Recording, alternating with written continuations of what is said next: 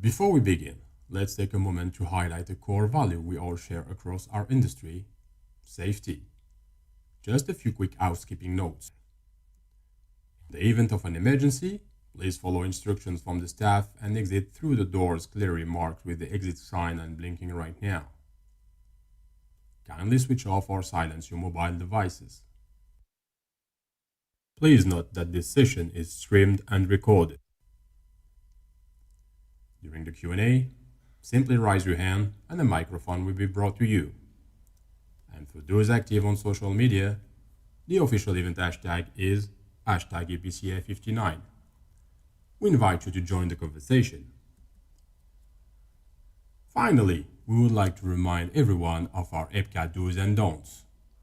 As you're all aware, we must refrain from discussing any sensitive market information. Compliance with competition law is not just expected, it's one of EPCA's core values. And now, without further ado, let's begin.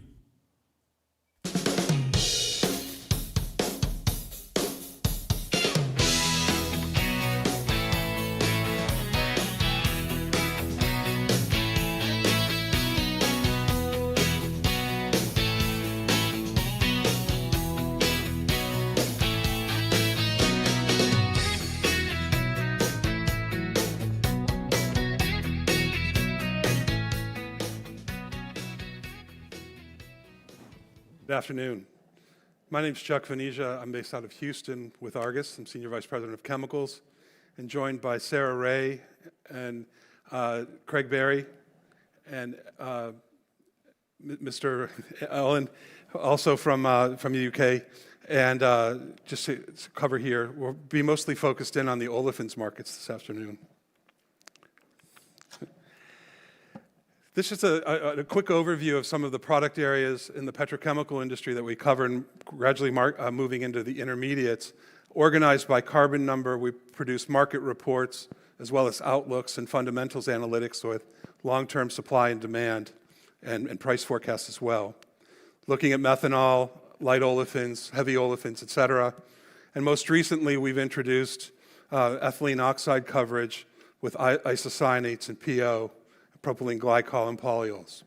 On the biochemical side, we've launched the first bio-based chemical prices in the world, just recently in the last couple of weeks. And we've also got a circular naphtha assessment for Europe, pricing that market as well. Today's topic will be navigating through feedstock turbulence in a changing energy market. And in some ways, in a very mild way, that may be actually advantaging the European industry very slightly, or at least removing some of the feedstock disadvantage, and we'll talk a little bit about that in some detail. And clearly, it's hard to talk about anything these days without talking about disruptions or reorganization of trade flows, given some of the geopolitical uncertainty and policies around tariff and rebalancing if you're a Republican, or interfering with global trade if you're on the Democratic side of the aisle. We do see continued geopolitical uncertainty driving volatility for the entire industry globally, not just in Europe, and that has impact or potential impact on limiting upside macroeconomic growth. As I've said, I touched on tariffs a little bit. This idea of globalism and global markets is under threat as not just tariffs, but other trade barriers start to be implemented, whether it's anti-dumping duties, regulatory, new regulations on shipping or ship origin, things such as that. Speaking of ethylene, and we'll talk about this in greater depth in a moment, one of the key other drivers and threats to the European market is the massive overcapacity that's been coming online in the past 3 to 5 years. One example of this in the global ethylene market, as you're all fairly aware, you can see the number of projects that came online, largely in China, but elsewhere in the world as well, looking at advantaged feedstock positions or anticipating future demand growth. And in many cases, that demand growth that was anticipated was back in 2018, 2019. As the projects came online, there was that lag effect, and really some of those important decisions or fundamental hypotheses behind those projects did not really come to bear.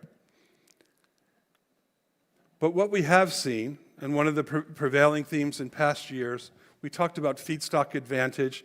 Feedstock advantage largely meant ethane, right? And the US had an ethane advantage, Middle East has an ethane advantage. And even today, I just happened to look up the prices, ethane's at $155 a ton, FOB US Gulf Coast. And if you look at the naphtha price in Japan, it's just a tad under $600 a ton. So it's basically ethane's basically 1/4 the price of naphtha in Asia. But what we have shown here on the left-hand side is a cost curve for ethylene production by region and by feedstock. And you can see there on the left in 2024, it was a much steeper rise. There were clear winners and clear losers, or people that were highly disadvantaged. And we see that flattening over time, given the fact that dated Brent has dropped, and basically our dated Brent call here, I think this morning dated Brent was at 67.80, so it's quite close. The ethane number is a little bit lower, as I just mentioned, but we see a flattening of the curve. Ethane production in the U.S.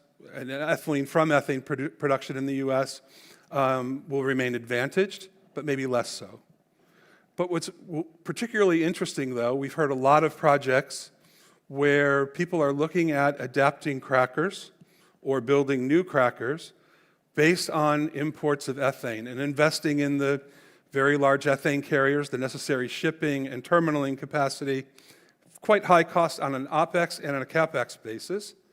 But as this feedstock, or as this ethylene cost curve flattens, one questions the viability of those plans or those projects going forward. We'll talk a little bit about some of the macro or policy decisions that the Trump administration has made, first around natural gas. The U.S. had a lot of pent-up natural gas that couldn't be exported. That's gradually easing as we build new LNG facilities. And that will also serve, in our forecast, to raise at least the floor price of ethane. The alternate value for the ethane, of course, is to blend back into the natural gas stream. So this just, again, shows something from a Northeast Asia basis. And you can see here, again, naphtha being largely disadvantaged. And even the Chinese had focused in on either integrated assets, oil to petrochemical projects, but also importing feedstock flexibility by importing ethane. Of course, as you probably followed in the springtime, the Trump administration put two different, what we would call, using a baseball vernacular, throwing the industry a curveball. First, by putting tariffs as high as 125% on ethane, then quickly removing those, but then putting in some required permits, calling ethane a strategic product, temporarily limiting the amount of ethane going into China, and again, that creates some disruption, some doubt as to the viability. Because of these ethane projects, there's a sole source of ethane in the world, it's the US. Procurement 101, that's a very, very risky endeavor, having a sole source of ethane when you have this geopolitical uncertainty. So in the case of Europe, we look at derivative rationalization and some of the responses to some of these headwinds that we've seen and comparative and competitive disadvantages the European industry has faced. They faced it by changing the feedstock mix over time, adding more ethane, adding more LPG to become more cost competitive. But there also has been some rationalization, considerable amount of rationalization, which will, of course, raise the operating rates for those crackers that still survive. And with that, I'll use these as sort of talking prompts for my panelists, my colleagues, and I invite you to ask any questions just by throwing up your hand. Thank you very much.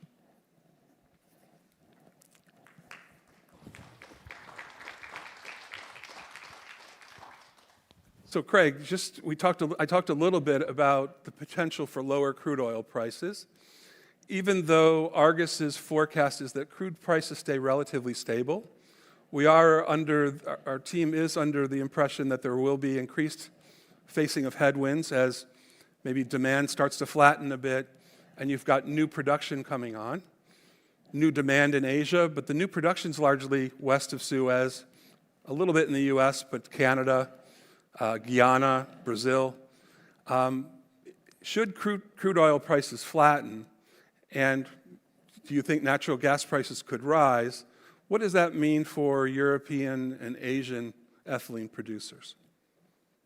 Well, I think you hit on it, Chuck, in your opening comments. I think it will clearly flatten the cost curve, and producers. If I just focus on Europe, since we're here in Berlin today, we showed that a lot of European producers are already cracking LP in natural gas liquids. So obviously that would be a hit to them, but I would say the marginal producers that are only cracking naphtha or mostly naphtha would get some relief. I think that's a positive for them, and that would give them some, I guess, relief in the sense that their costs will come down relative to the U.S. and to the Middle East that more than likely are importing things like ethylene or polyethylene into the region. But I think if you step back from that, Europe is still probably facing some bigger challenges. So that will help, but it won't necessarily be the only answer that Europe's looking for. And I think we'll probably get into that a little bit. There still remains the challenges of regulatory cost and having to invest and deal with emissions and things like that. Speaking specific to natural gas, we talk about natural gas being the foundation to feedstock, but it also gave U.S. producers, U.S. refiners, an energy cost advantage. How do you see, and this can be for anyone, the dynamic of the potential for rising or maybe an internationalization of the U.S. natural gas price and maybe a marginal softening of the natural gas price by way of LNG flow here in Europe? Is that enough to make a difference? Maybe Alan, do you? I think, again, it all helps at the end of the day, absolutely. But I think the point is, in terms of energy, particularly in Europe, there's the CO2 cost piece, and that doesn't go away. And I think that is the piece that's really disadvantaged in Europe. So if that could be removed, then I think it levels the playing field. So does it help? Absolutely. Does it help enough to reduce the burden of the additional CO2 that you have to pay in Europe? That will not happen in the US, to the best of my knowledge, certainly not in the near future. I read with interest that maybe China is thinking about introducing its own ETS system in the future on China, but for now doesn't exist. So Europe is pretty much the only person paying that tax burden, and that burden is increasing every year, as the free allowances and cost of credits increase. So, yeah, does it help? Absolutely, 100%. But I think to Craig's point earlier, it's not the real driver in Europe, I think, of the actual disadvantage, we say, on energy and on in terms of competitiveness. Yeah. So. Can I add something to that? I think really what we're seeing with the higher natural gas and really the flattening of the curve, it's really given U.S. producers pause for expanding. I mean, there was a big expansion in North America, I'll just say between 2015 and today, the last 10 years, 10, 12 years or so. And because we are expecting to see that, especially now, there was some question if we were going to build all these LNG terminals, right? That's been taken away with the change in administration. So we are going to build those terminals. We are going to see natural gas. And so really the relative advantage for ethane crackers to naphtha crackers is going to tighten, it's going to close. So when we look out in our analytics and we look out over the next 5-7 years, we're not seeing a whole lot of new ethane crackers in North America. And so that is a bright spot from Europe. So as I was telling some of our clients earlier today, don't expect a wave of new capacity coming from North America that would threaten Europe.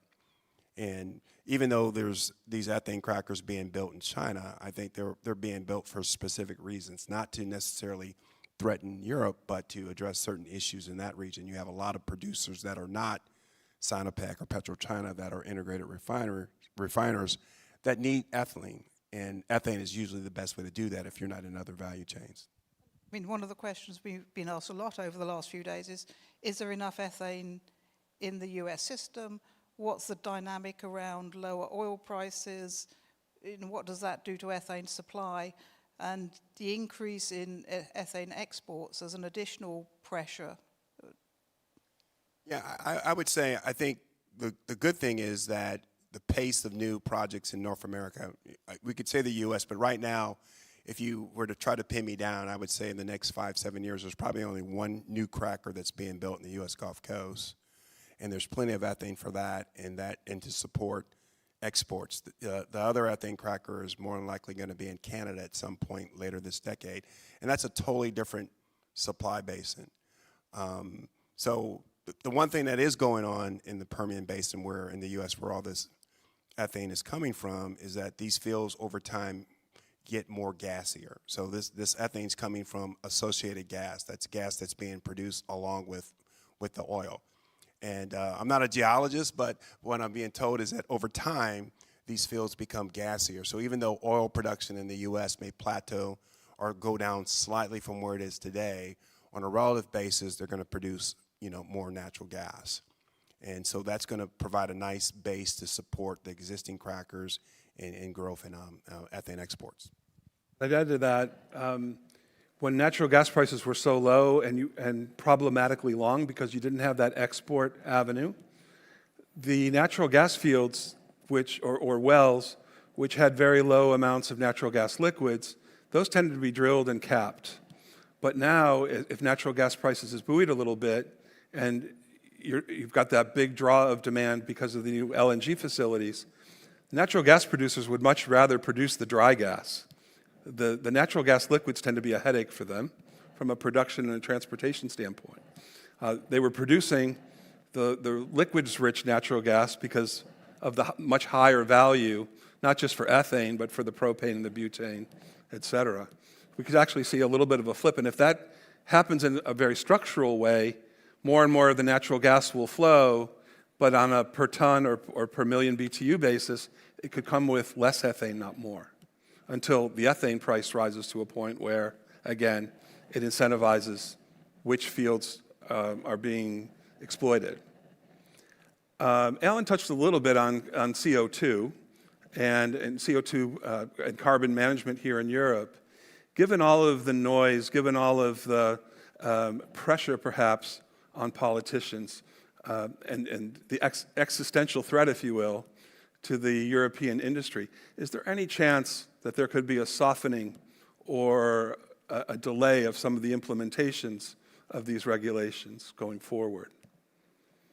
I certainly think a lot of people are what's the right word, lobbying for that at the moment, yeah, and I think it makes a great deal of sense to delay, yeah. The ultimate aim is a valid one. It's just the pace and the cost of getting there, which is proving to be too much for the industry.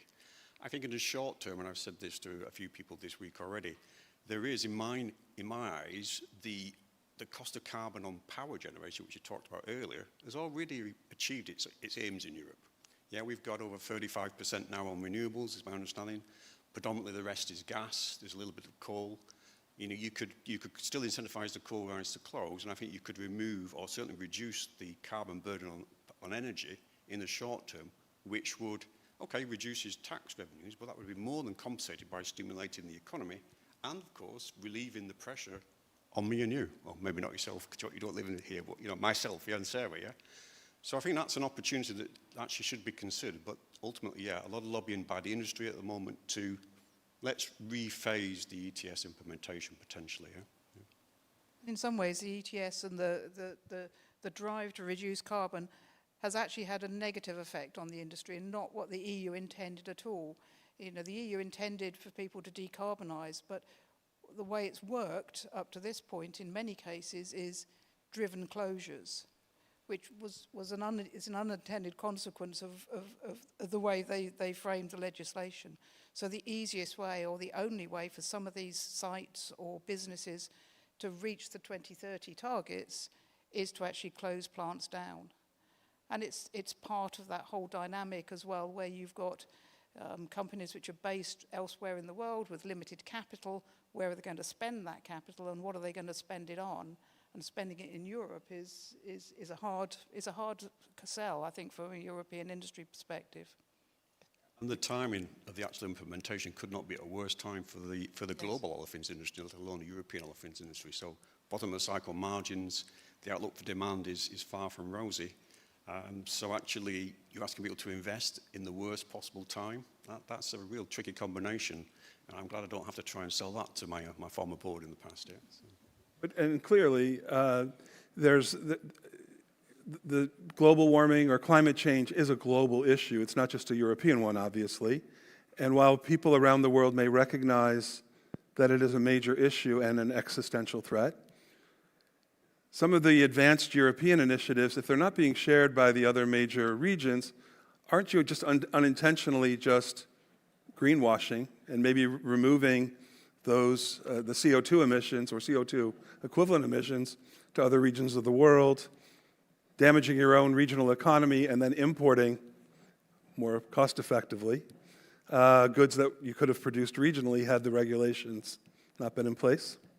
I mean, that's the unintended consequence, I think, of this, and the pace of it is that is happening. Yeah? You're killing your own industry. You actually exporting the CO2 somewhere else, so you're not fixing the big problem, and you may be at the forefront, but it's a huge cost and disadvantage long term as well for the Europeans to straddle by themselves. Yeah, it needs to be more measured. It needs to have more other regions also join in, and they're getting there. I generally think they are getting there. We just need to maybe slow down to allow them to catch up. Yeah, not go away from the objective, but just to slow down a bit. If I could, one of the things we've talked about in previous presentations and possible responses to this has been carbon border adjustment mechanism, CBAM. And it works in things like cement or steel or fertilizer. Why might it not work for petrochemical products in the petrochemical value chains? It's just so complex and so diverse that the number of derivatives, of a cracker is on several hands already. By the time you move into each of them, you can do several more hands. It just gets more and more complex. So effectively, it's virtually impossible to stop carbon leakage by just basically importing something further down the chain. And I think that's the big difference between putting on something like steel, cement, or whatever, which is a single product at the end of the day, can easily be defined with a HS code. Yeah. I was just going to add too. I think when a lot of this was envisioned, probably prior to COVID, people weren't anticipating all the new supply coming in.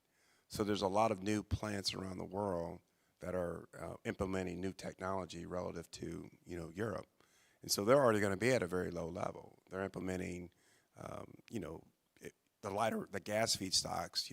Ethane is not only lower cost, has a lower carbon footprint than naphtha, and then those plants are, they're working with the technology owners. They're going to be based on the latest technology integrated to be more energy efficient, probably have more electrical motors inside the plant versus steam-driven motors.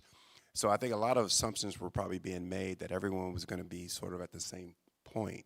And then so carbon border adjustment probably would have a chance to work in some, besides the difficulties in doing it. But I don't think that scares a lot of, if we're talking about the ethylene industry, it doesn't scare a lot of them because Europe's way up here from CO2 emissions when it comes to ethylene production. And they have to invest to get down, and a lot of the other regions have already made those investments to get down because they have newer crackers and they're cracking different feedstocks.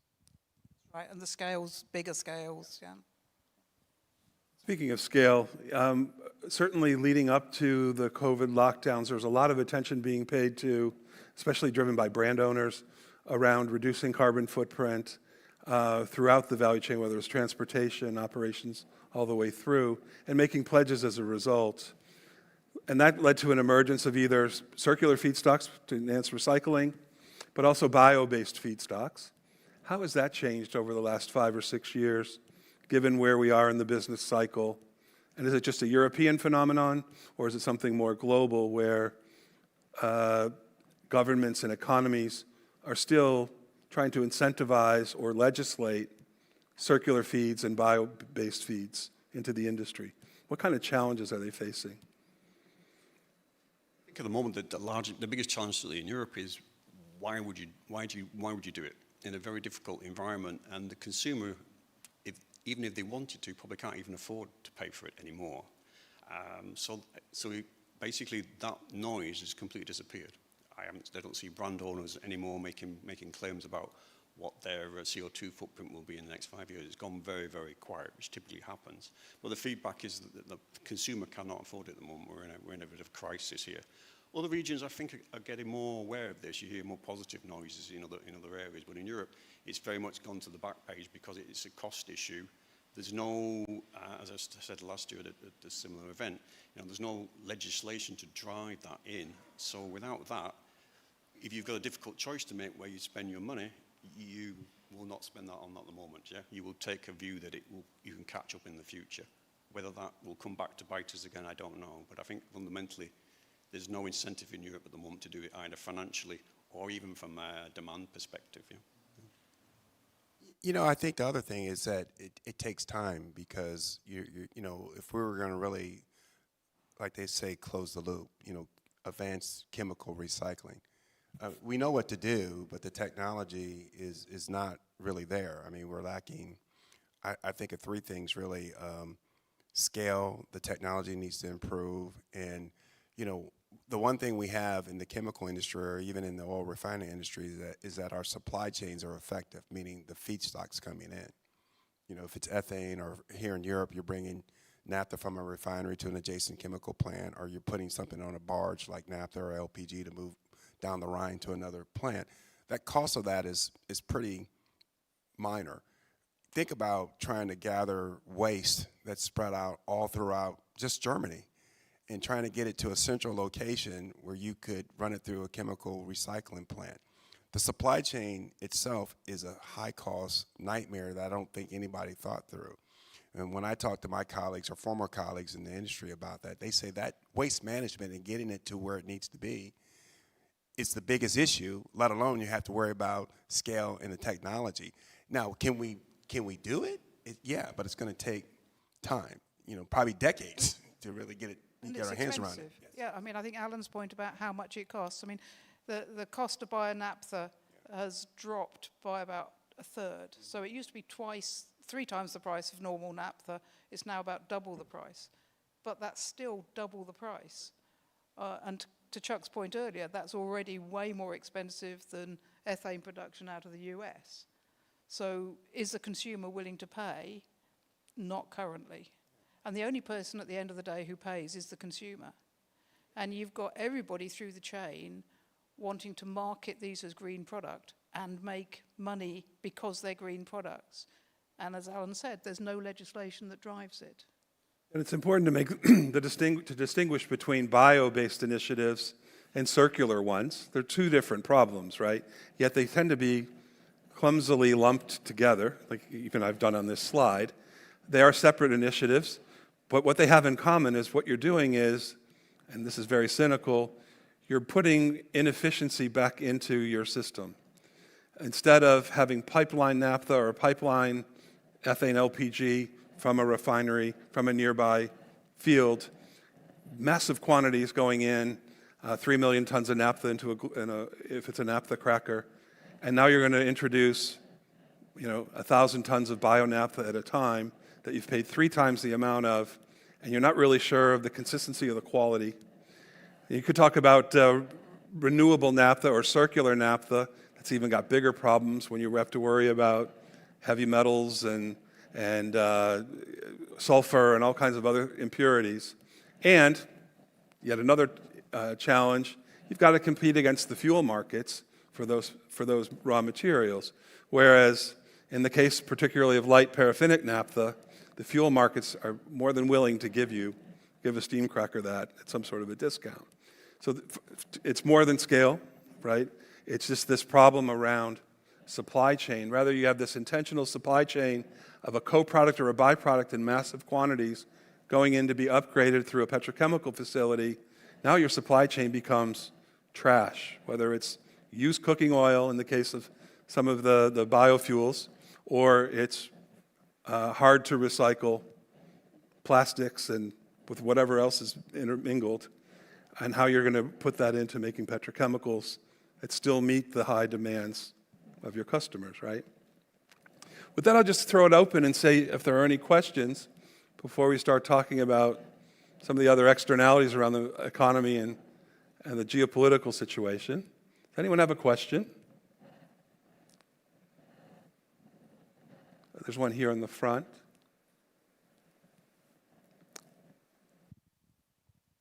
Oh, no, sorry, the light was in my eye. Oh, sorry. False alarm. Okay, well, we'll just go ahead on and we'll give you another opportunity here as we wind down. The macroeconomy, it's one thing you can count on is your forecast. We used to say our forecast will be wrong by next month. Chances are your forecast is going to be wrong by tomorrow. What kind of uncertainty are we seeing? Is it just because of all of the mass communication we have, or is there something real structural that's happened to the economy and how it's impacting the petrochemical industry? What are some of the concerns that make it more difficult to predict and make well-informed commercial decisions? I think obviously the lack of clarity on tariffs from one day to the next really isn't helping. And I think also that breeds, does it not, a certain what next question for people. I see this week that the president of the US has turned his attention to paracetamol, and the manufacturers of that, and advised people not to take it, etc., if they're pregnant, etc. So he comes out with some very interesting stuff, but it's quite random, and I think that is something we're not used to. In the past, it's been more measured. Now it's very quick, and social media enables that communication to be even faster, and also to be, shall we say, spun in different directions. So that's definitely a new phenomenon I think we've experienced in the last year. But some of the other problems were probably more inherent, and we just probably overlooked them. You know, how much COVID actually cost us as a society and our governments, how much in Europe in particular, unfortunately, the Ukraine-Russian conflict has cost us. And I think we've kind of overlooked that, and the fact that actually most governments are now, and you look at it, they're into their neck in debt. That's all got to be repaid by basically ourselves, taxpayers. And I think that's the kind of more worrying thing for me, and I think that's why now, unfortunately, in Europe, we're kind of saying it's a really long haul out of here. We don't believe it will get any worse, and I genuinely believe that based on what I see today. But I think it's going to be a much slower recovery because of that lack of affordability. And that's before you add on then, of course, the things we've already talked about, which further increase that cost structure, and that's why it's very tricky at the moment, I believe, here. So. I would just add, I think along those lines, I agree with everything you said, but if you talked about the governments being sort of up to their necks, I think now, consumers, I come from the U.S. where I think consumption takes, 70% of our GDP. Our consumers are pretty much at their wits' end as far as, inflation. I think we've kind of gotten used to the inflation, but if you look at prices of things pre-COVID to now, 5-6 years on after COVID, inflation is up everywhere in the world, and that's kind of like a tax, so that's less they have to spend on things that this industry supports, our products go into. And then if you look at, the second largest economy in the world, China, they're still dealing with a real estate issue.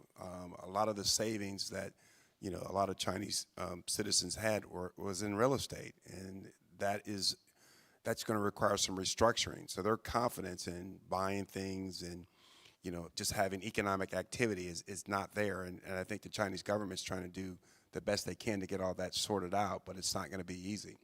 And so when we look at where we thought demand was going to be for this industry, we're seeing it lower, and don't really have a good sense when it's going to, if it rebounds, if it's going to rebound at historical levels or at a new normal low, right? So.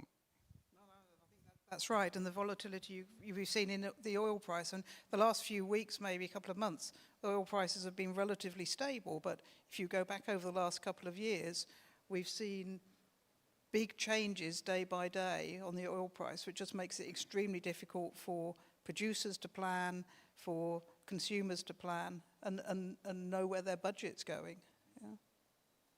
It's a piece of trivia I read in the Wall Street Journal last week, something from American Express. There's the general view that, the U.S. consumer is powering the global economy. Maybe that's just U.S. Media talking, but in the second quarter, 49.4% of consumer spending in the U.S. was done by the top 10% of the population. So it's not a very broad-based consumer spending. It's just yet another example of how divided things are. And to Craig's point, there's a very large part of the population that is living paycheck to paycheck, that is concerned about inflation, and there's a very strong possibility that prices will continue to rise as the effect of the tariffs get pushed downstream, instead of the Walmarts of the world trying to leverage and strong-arm their suppliers to bear some of the tariffs. As we have to restock more and more, those costs have to be passed on to the customer. And in terms of political developments in the next year or so, clearly around tariffs, first of all, the Trump administration has several lawsuits that will go to the Supreme Court to even question the constitutionality of his tariff scheme, because he did not go through Congress. Only Congress has the right to raise taxes. He's gotten around that allegedly by saying that the taxes were imposed because of strategic or national interest concerns. It's very difficult to do that on such a broad level of products. That's usually used to target in on very limited amount of a strategic industry to protect it. So we'll see what happens there. And we have the midterm elections in the US coming as well in November of next year, which could also overhaul some of these Washington-based policies. But as far as the broader term and for the industry, how does in terms of where we are in a business cycle, I think we all have enough experience. Not everyone in the industry walking around can we see this, but we've experienced downturns before. I remember back in 2015, 2016 with all of the euphoria, this has been a paradigm shift, as though we're never going to have a downturn again, right? Because everybody wanted to invest in chemicals. That's why we have so much polypropylene in the world, right? But how are we, Alan touched on it just a little bit, as though maybe things aren't getting any worse, and that's not the most optimistic forecast, but what signs are we seeing in terms of broad-based responsible decisions being made, whether it's slowing of projects, slowing of investment, broader-based consolidation? What are we hearing in the market? I think, again, coming back particularly to Europe, I think we've seen that on the cracker fleet, that consolidation. I think there's more, probably some more to come.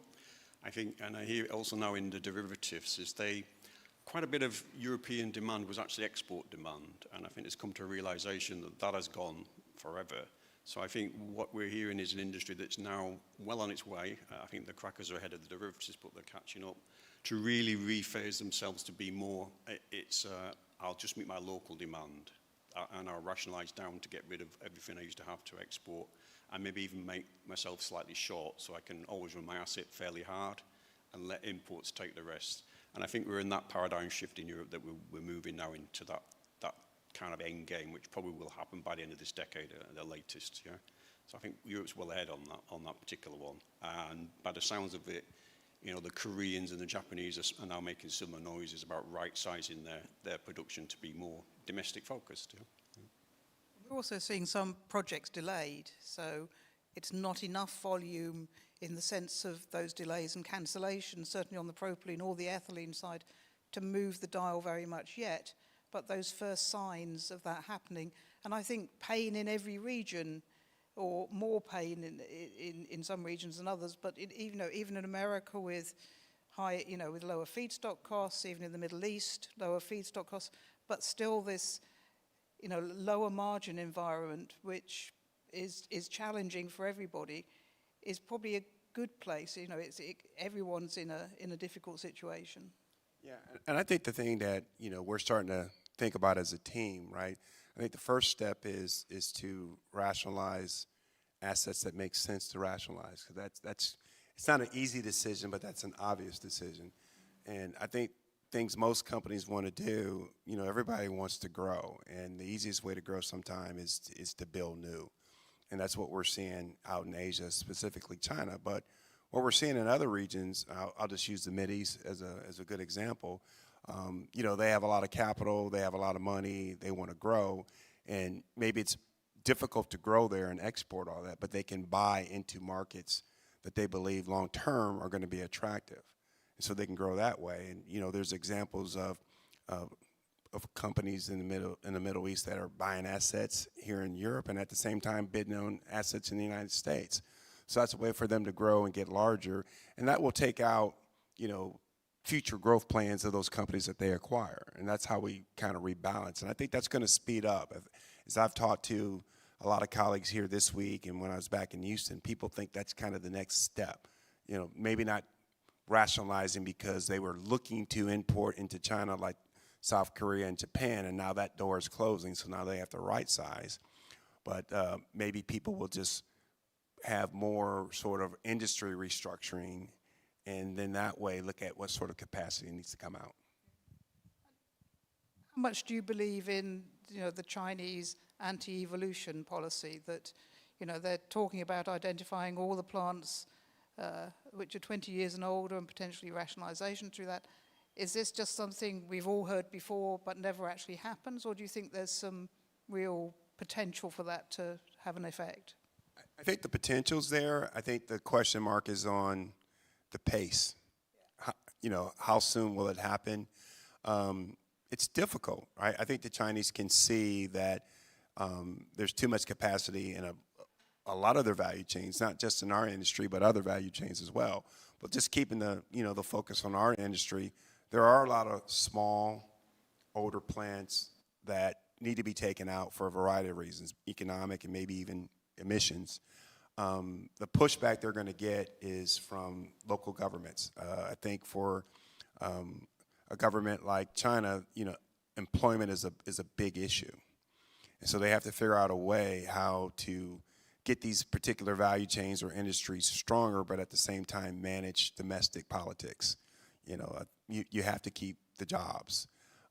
So more to come. I think the timing on that is fourth quarter. They'll come out with their new 5-year plan, and we'll probably have more specifics on, at least what they're targeting to do, and then we'll see how that plays out. Another thing that's a signal that could potentially be that we're at the bottom or actually starting to see these proverbial green shoots. Private equity is now interested in the industry, especially here in Europe. And if we were told by a couple of banks actually, that if we start to see interest rates fall, and there was that very small drop in the U.S. last week, you could actually see there's a pent-up demand for mergers and acquisitions, but also for private equity that has a lot of cash to invest in operations that could offer, number one, they're bargain priced, but also they offer free cash flow. So there could be some scenes where you get the capital injection, whether it's from the Middle East, whether it's from private equity, to look at the chemical production, recognizing that this is overdone. So, and I give the analogy of where we were in crude oil 5 years ago, when for one day the crude oil price in the U.S., at least as Argus reported it, on a physical basis, went negative for one day. And at the time, anyone, because of it was a result of this quote-unquote trade war between OPEC and the undercapitalized shale producers in the U.S., this race to the bottom. And sure enough, it led to a consolidation in the shale space where these wildcatters, many of them went bankrupt, but then you had these well-capitalized large companies like Exxon, Chevron, Occidental came in and consolidated by buying these assets many times below book value, and became, that was the first phase, but they became more price stewards of the market, not letting the price go too low by over-drilling. And that's where we are today, but they continue to make investments on a limited basis in the shale space. And now if we had forecasted $50 crude 5 years ago, we might have been laughed out of the room. But now we've seen $100 crude. It's moderated somewhat. But we still see crude much higher than the $50 a barrel that was being projected back then. And the chemical industry, one could draw a parallel to the chemical industry. We are now where the crude oil industry was 5 years ago. And I'll open it up. Anyone have any closing comments? I think at the end of the day, if things are in play to get to that new status that we need to get to, And, and I generally, so repeat this again, I generally believe that the demand will not get any worse unless there's something really untoward happens. So, yes, it's going to be painful, but I think, there are reasons to be optimistic. As you say, there's things happening. Once you get into that position, the people who are left can survive and can actually make money, which is why private equity is a very good example, is interested. So, you've got to get to the bottom. Unfortunately, we've been in these cycles before. You've got to get to the bottom before you can start to come out. Yeah? I think we may have reached that point, hopefully. Yeah, I'll just quickly add, when we were here last year, we didn't see the, I would say, relatively aggressive actions people are starting to take. We didn't see that. I think when you talk to most of our clients and partners in the industry, everyone thought there was still going to be some sort of demand uptick, and so they could pause these decisions or delay some of these tough decisions. And I think in that interim, people have made really tough decisions. And I think that's just going to continue. And that will help restructure the industry. Well, thank you, everyone, for your attention. And we will be out at the Argus booth here if anyone wants to just, on one-on-one basis, ask us any questions. And Sarah, we have the raffle going on as well. Yeah, we have a raffle out there as well, so please join us. Thank you again.